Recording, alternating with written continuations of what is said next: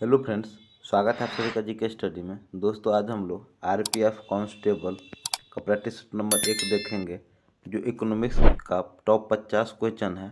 तो चलिए हम लोग बिना देरी के हुए स्टार्ट करते हैं। हमारा पहला प्रश्न है, रेपो दर वह दर है जिस पर भारतीय रिजर्व बैंक अन्य बैंक को ऋण देता है। ऑप्शन नंबर सी, रेपो दर वह दर है जिस पर भारतीय रिजर्व बैंक अन्य बैंक को ऋण देता है। नेक्स्ट क्वेश्चन है, भारतीय रिजर्व बैंक द्वारा खुले बाजार में प्रतिभूति बेचने पर निम्न में से क्या होता है। तो ये होता है मुद्रा की आपूर्ति घट जाती है। भारतीय रिजर्व बैंक द्वारा खुले बाजार में प्रतिभूतियां बेचने पर मुद्रा की आपूर्ति घट जाती है। नेक्स्ट क्वेश्चन देखेंगे, नाबार्ड किसका नाम है। तो नाबार्ड नाम है कृषि सहायक विशिष्ट बैंक का। ऑप्शन नंबर सी, नाबार्ड किसका नाम है, कृषि सहायक विशिष्ट बैंक का। नेक्स्ट है, न्यूनतम आरक्षण प्रणाली के अंतर्गत नोट जारी करने वाले एकमात्र प्राधिकारी के रूप में भारतीय रिजर्व बैंक को कम से कम कितने मूल्य की परिसंपत्तियां रखनी होती है। तो ये रखनी होती है 200 करोड़। कितनी? 200 करोड़ रुपया रखनी पड़ती है। नेक्स्ट है, किस बैंक द्वारा किसानों को दीर्घकालीन वित्तीय सहायता प्रदान की जाती है।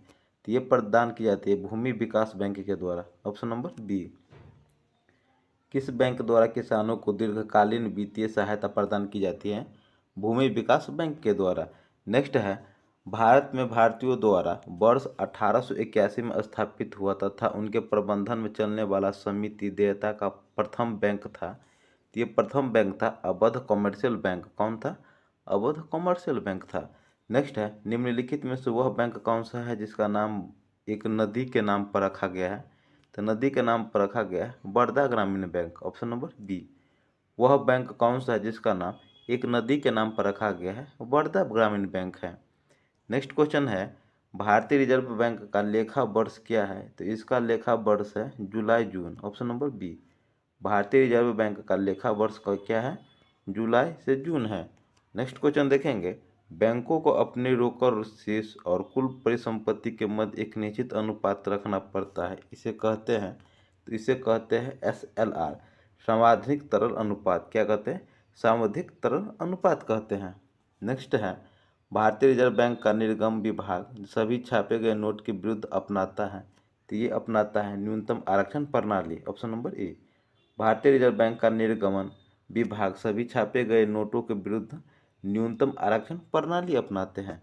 नेक्स्ट क्वेश्चन देखेंगे। नेक्स्ट है, बैंकों का राष्ट्रीयकरण निम्न में से किस उद्देश्य के लिए किया गया था। तो ये किया गया था धन के संकेंद्रण को रोकने के लिए। ऑप्शन नंबर ए, बैंकों का राष्ट्रीयकरण धन को संकेंद्रण को रोकने के लिए किया गया था। नेक्स्ट क्वेश्चन देखेंगे। नेक्स्ट क्वेश्चन है, वर्ष 1921 में बंगाल, चेन्नई और मुंबई के प्रेसिडेंट बैंकों को मिलाकर एक नया बैंक बनाया गया था। बाद में इसका राष्ट्रीयकरण किया गया। उस समय बैंक का नाम भी क्या दिया गया था, वह नाम था, तो वह नाम था imperial bank of India. Option number C, क्या था? Imperial bank of India. Next है, भारतीय रिजर्व बैंक द्वारा नगद आरक्षण अनुपात को बढ़ाने पर निम्न में से क्या प्रभाव पड़ता है। तो यह प्रभाव पड़ता है मुद्रा आपूर्ति घट जाती है। Option number B, reserve bank द्वारा नगद आरक्षण अनुपात को बढ़ाने पर मुद्रा आपूर्ति घट जाती है। नेक्स्ट क्वेश्चन देखेंगे, हाल ही के वर्षों में भारतीय रिजर्व बैंक ने मुद्रा बाजार को प्रभावित करने के लिए किस उपकरण की पर अपनी निर्भरता बढ़ाई है। तो ये निर्भरता बढ़ाई है खुले बाजार की क्रिया पर। ऑप्शन नंबर सी, हाल के वर्षों में भारतीय रिजर्व बैंक ने मुद्रा बाजार को प्रभावित करने के लिए किस उपकरण पर अपनी निर्भरता बढ़ाई है। तो ये बढ़ाई है खुले बाजार की क्रिया पर बढ़ाई है। नेक्स्ट क्वेश्चन देखेंगे, नरसिंहम समिति ने देश में बैंकिंग ढांचे को कितने स्तरीय बनाने की संस्तुति की थी। तो ये की थी 4 स्तरीय। ऑप्शन नंबर सी, कितने स्तरीय? 4 स्तरीय। नेक्स्ट है, भारतीय रिजर्व बैंक, तो भारतीय रिजर्व बैंक केंद्रीय बैंक है। ऑप्शन नंबर बी, भारतीय रिजर्व बैंक केंद्रीय बैंक है। नेक्स्ट है, व्यापारिक बैंकों द्वारा जनित साख का नियंत्रण कौन करता है। तो जनित साख का नियंत्रण करता है भारतीय रिजर्व बैंक। व्यापारिक बैंकों द्वारा जनित साख का नियंत्रण भारतीय रिजर्व बैंक करते हैं। नेक्स्ट है, भारत में किस प्रकार का वाणिज्यिक बैंकिंग व्यवस्था है। तो ये व्यवस्था है शाखा banking. Option number C, Bharat में किस प्रकार की वाणिज्यिक बैंकिंग व्यवस्था है, शाखा बैंकिंग। नेक्स्ट है, देश का सबसे बड़ा वाणिज्यिक बैंक कौन सा है? तो ये बैंक है एसबीआई। देश का सबसे बड़ा वाणिज्यिक बैंक कौन सा है? एसबीआई है। नेक्स्ट है, भारत सरकार ने देश में 14 बैंकों का राष्ट्रीयकरण किया था। तो 14 बैंकों का राष्ट्रीयकरण किया था जुलाई 1969 में। Option number A. भारत सरकार ने देश में 14 बैंकों का राष्ट्रीयकरण कब किया था? जुलाई 1969 में किया था। नेक्स्ट है, निम्नलिखित में से कौन एक निजी बैंक है? तो एक निजी बैंक है Punjab bank. Option number C. निम्नलिखित में से कौन एक निजी बैंक है? पंजाब बैंक।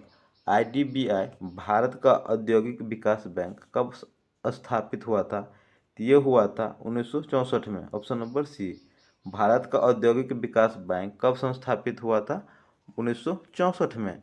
नेक्स्ट है, निम्नलिखित में से कौन सी एक वित्तीय संस्था नहीं है? तो वित्तीय संस्था नहीं है IIPA. Option number D IIPA. Next question देखेंगे। नेक्स्ट है, भारत में ऋण नियंत्रण का परिचालन किसके द्वारा किया जाता है? तो ये किया जाता है भारतीय रिजर्व बैंक के द्वारा। Option number C. भारत में ऋण नियंत्रण का परिचालन किसके द्वारा किया जाता है? भारतीय रिजर्व बैंक के द्वारा किया जाता है। नेक्स्ट प्रश्न देखेंगे, भारत में निम्नलिखित क्षेत्रों में से कौन एक क्षेत्र बचत में सर्वाधिक योगदान करता है? तो ये योगदान करता है घरेलू क्षेत्र। Option number C. निम्नलिखित क्षेत्रों में से कौन सा एक क्षेत्र बचत में सर्वाधिक योगदान करता है? घरेलू क्षेत्र। नेक्स्ट है, यदि पूंजी स्टॉक अस्थायी है तो मूल्य ह्रास होगा। तो ये होगा शून्य। Option number C. यदि पूंजी स्टॉक अस्थायी है तो मूल्य ह्रास शून्य होगा।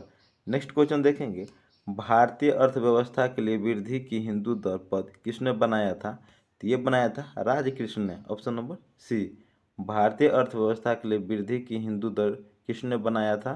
तो ये बनाया था राजकृष्ण।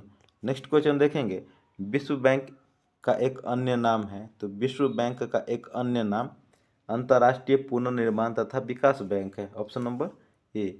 विश्व बैंक का एक अन्य नाम अंतर्राष्ट्रीय पुनर्निर्माण तथा विकास बैंक है। नेक्स्ट है, एक वर्ष का राजस्व एकत्र करने का प्रस्ताव सरकार किस विधेयक द्वारा करती है? तो ये करती है वित्त विधेयक के द्वारा। Option number B. एक वर्ष का राजस्व एकत्र करने का प्रस्ताव सरकार किस विधेयक द्वारा करती है? वित्त विधेयक के द्वारा करती है। नेक्स्ट है, प्रोफेसर अमर्त्य सेन को नोबेल पुरस्कार किस क्षेत्र में उनके योगदान के लिए दिया गया था? तो ये दिया गया था कल्याण अर्थशास्त्र के लिए। Option number B. Amartya Sen को नोबेल पुरस्कार किस क्षेत्र में योगदान के लिए दिया गया था? कल्याण अर्थशास्त्र के लिए। डॉलर के सापेक्ष रुपये को विनिमय दर में वृद्धि से निम्न में से कौन सा वर्ग लाभान्वित होता है? तो ये लाभान्वित होते हैं आयातक। Option number A. कौन लाभान्वित होते हैं? आयातक। नेक्स्ट है, भारत में मुख्यतः किस प्रकार की बेरोजगारी पाई जाती है? तो ये बेरोजगारी पाई जाती है संरचनात्मक। भारत में मुख्यतः किस प्रकार की बेरोजगारी पाई जाती है? संरचनात्मक बेरोजगारी पाई जाती है। नेक्स्ट क्वेश्चन देखेंगे, मुद्रापूर्ति को कम करके मुद्रास्फीति को रोकने की क्रिया कहलाती है। तो ये क्रिया कहलाती है विस्फीति। Option number C. क्या कहलाती है? विस्फीति कहलाती है। नेक्स्ट है, विश्व व्यापार संगठन के साथ समझौते के अनुसार भारतीय पेटेंट अधिनियम 1919 में संशोधन किया गया था। वह अधिनियम किस वर्ष में लागू हुआ था? तो यह लागू हुआ था 1970 में। कब लागू हुआ था? 1970 में लागू हुआ था। नेक्स्ट प्रश्न देखेंगे, भारत में 1 रुपये के नोट तथा सिक्के और छोटे सिक्के जारी किए जाते हैं। तो ये जारी किए जाते हैं भारत सरकार के द्वारा। Option number B. भारत में 1 रुपये के नोट तथा सिक्के और छोटे सिक्के जारी किए जाते हैं भारत सरकार के द्वारा। नेक्स्ट है, किसी अर्थव्यवस्था में पूंजी निर्माण निर्भर करता है। तो पूंजी निर्माण निर्भर करता है कुल बचत पर। किसी अर्थव्यवस्था में पूंजी निर्माण किस पर निर्भर करती है? कुल बचत पर। नेक्स्ट है, यदि आय के उच्च स्तर पर कर की दर बढ़ जाए तो इसे कहा जाएगा आरोही। Option number B. यदि आय के उच्च स्तर पर कर की दर बढ़ जाए तो इसे आरोही कहा जाता है। नेक्स्ट क्वेश्चन देखेंगे, नया पूंजी निर्गम रखा जाता है। तो ये रखा जाता है प्राथमिक बाजार में। नया पूंजी निर्गम कहाँ रखा जाता है? प्राथमिक बाजार में रखा जाता है। नेक्स्ट क्वेश्चन देखेंगे, देश में पंचवर्षीय योजना का अनुमोदन करने वाला सर्वोच्च निकाय कौन सा है? तो ये सर्वोच्च निकाय है राष्ट्रीय विकास परिषद। Option number D. देश में पंचवर्षीय योजनाओं का अनुमोदन करने वाला सर्वोच्च निकाय कौन सा है? राष्ट्रीय विकास परिषद है। नेक्स्ट क्वेश्चन देखेंगे, मूल लागत किसके बराबर होती है? तो मूल लागत बराबर होती है परिवर्तित लागत के प्रशासनिक लागत का योग। Option number A. मूल लागत परिवर्तित लागत में प्रशासनिक लागत का योग होता है। नेक्स्ट है, कौन सी सेवा केंद्रीय सेवा नहीं है? तो केंद्रीय सेवा नहीं है भारतीय पुलिस सेवा। Option number A. कौन सी सेवा केंद्रीय पुलिस सेवा नहीं है? भारतीय पुलिस सेवा केंद्रीय सेवा नहीं है। नेक्स्ट क्वेश्चन देखेंगे, जो बैंक निष्पक्ष बिना नोटिस के निकाले जा सकते हैं उन्हें कहते हैं मांग निष्पक्ष कहते हैं। क्या कहते हैं? मांग निष्पक्ष कहते हैं। नेक्स्ट क्वेश्चन देखेंगे, जो खर्चा कर दिया गया हो और वसूला न हो सके उसे कहते हैं, तो उसे क्या कहते हैं? निम्नगन लागत। क्या कहते हैं? निम्नगन लागत कहते हैं।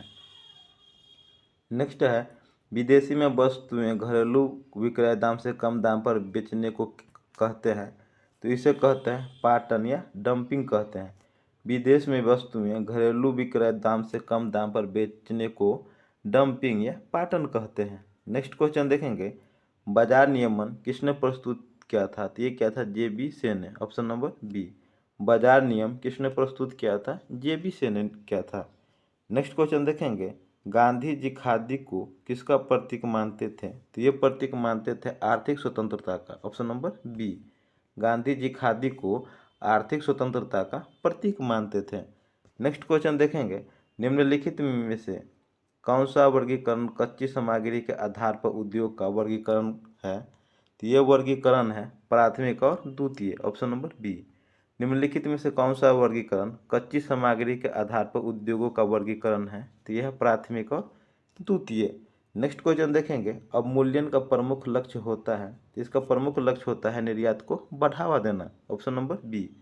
अवमूल्यन का प्रमुख लक्ष्य क्या होता है? निर्यात को बढ़ावा देना होता है। नेक्स्ट क्वेश्चन देखेंगे, सर्विस टैक्स की उगाही का दायित्व किस पर है? तो इसका दायित्व है केंद्रीय उत्पाद शुल्क विभाग पर। Option number B. Service tax की उगाही का दायित्व किस पर है? केंद्रीय उत्पाद शुल्क विभाग पर है। नेक्स्ट क्वेश्चन देखेंगे, म्यूचुअल फंड और स्टॉक मार्केट का आधारभूत नियंत्रण अधिकार किसके पास है? तो यह है सेबी के पास। Option number C. Mutual fund और स्टॉक मार्केट के आधारभूत नियंत्रण अधिकार किसके पास होता है? तो ये होता है सेबी के पास होता है।